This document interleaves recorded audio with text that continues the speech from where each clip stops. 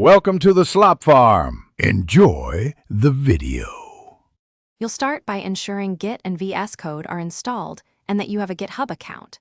Once done, decide SSH or HTTPS for authentication. SSH keys avoid repeated passwords.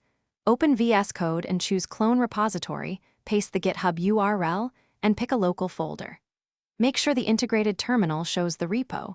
This connects the local workspace to the remote origin so you can begin editing and syncing immediately.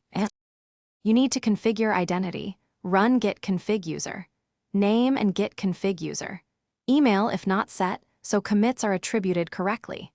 Next, create a branch for your work, use the source control panel to stage changes, and write a concise commit message explaining the why. Before pushing, pull from the target branch to avoid conflicts.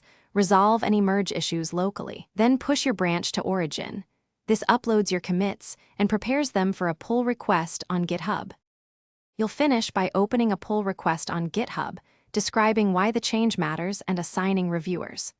Once the PR is approved and merged, run git pull in Vscode to sync your local main, and then delete the feature branch both locally and remotely if it's no longer needed.